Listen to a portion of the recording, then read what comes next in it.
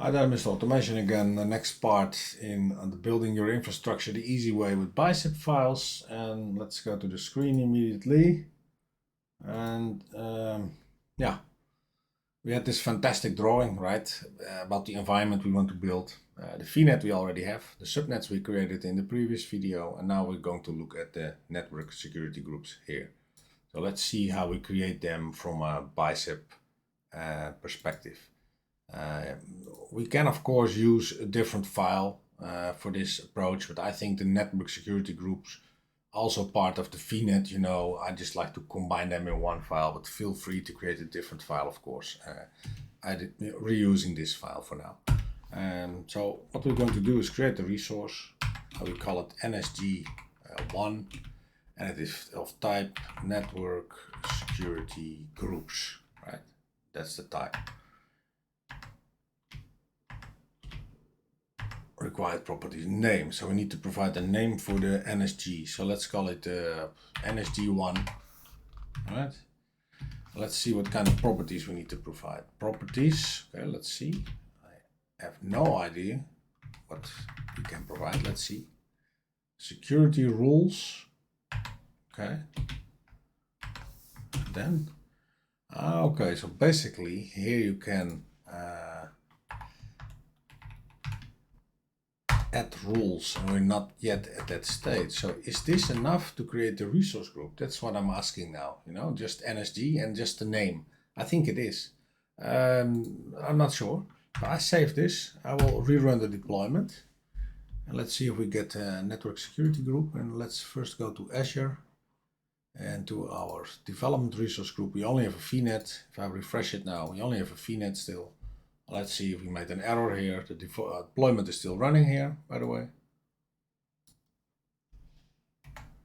And it failed. So let's examine that. The location property is required for this definition. Okay, fair enough. So we have a location here. And we can set that again to the same thing we already set in the previous video. We had we set it once here, right, the location. We're going to advance the code now a little bit because we are already repeating ourselves, right? We're using twice the same value. So it makes sense to make a variable or a parameter for that. So we call it the parameter, we call it location, it's type string, and we assign it.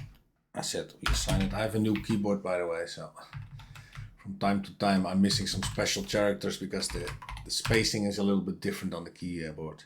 So we use the location here, we set that here on the first line, location. And now we'll reuse it here.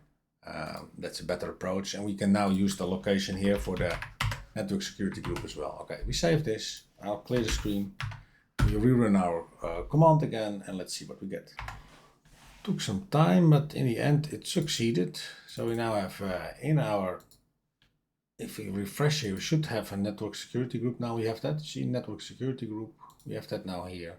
It has the default in and outbound rules because we did not set any security rules yet. Perhaps we'll do that later. I honestly don't know.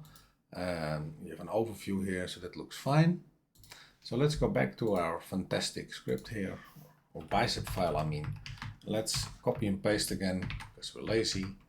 And we're now deploying NSG2. Basically, we use the same method here and we execute our Bicep file again. And these network security groups, you can create the nsg.bicep file and put those inside of there. But at some point I want to make a relation with the NSG and the subnet. So then for me it makes sense to put it in one Bicep file. And then I think it's a little bit easier to maintain, but that's my personal preference. Not anyone agrees. Everybody agrees, I mean, because sometimes you see examples of people having so many files, and yeah, some people just like that, I guess. So it succeeded again. Let's see if we refresh.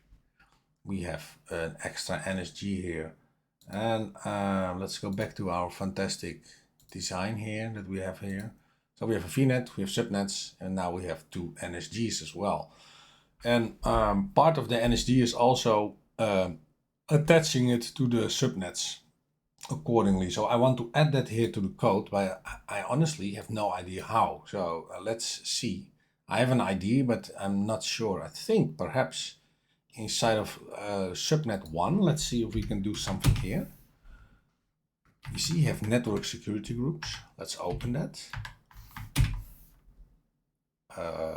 ID equals and then nsg1.id perhaps. Okay, fair enough. Let's do the same here. So control space, network security groups, control space again, ID, and now it will be nsg2.id, because it was asking for an ID, and the nsg is of course the whole object, right? The whole resource, and it was only asking for that ID, right? Because that makes sense as well, right? ID. So we select that ID, and now basically we created the relation for the NSG to the subnet. And I don't know if it works, so we'll see that in the next step. But first, let's verify that we're not cheating inside of Azure here. So that we have like, we have an NSG here, and there's no subnets related currently to the NSG, right? And for the 2, that's the same. You can also look at a different level. You can also go to the dev and to the subnet. And if you then click your subnet, you can also see here if it belongs to any network security group. And currently it does not. So that's fine. That's exactly what we want, because we want to do that from a code perspective, right? So we run this code again. And we have some results back, and the result is failed. So something went wrong, obviously. And let's see what. Oh, another operation in progress.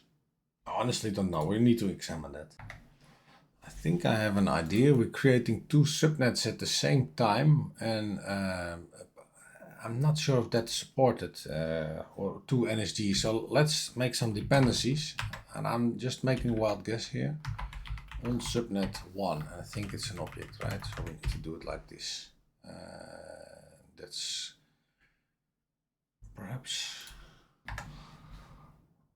not sure if this is the syntax. Okay, that's the syntax. Okay, it was using a wrong syntax only for the depends on. Let's see if we rerun it now, if it now actually succeeds. And let me size the screen up again, because I made it a little bit smaller for myself. And we have succeeded again. If we now go back to our subnet 2, for instance, we will see that the network security group is attached, and to subnet 1, there's also the NST1 is attached there. So we can do our filtering now accordingly, right? So sort of firewalling per subnet. We can now manage that traffic via that via this network security group with the out and inbound rules, right? You can arrange the traffic for that network. Okay, back to the drawing.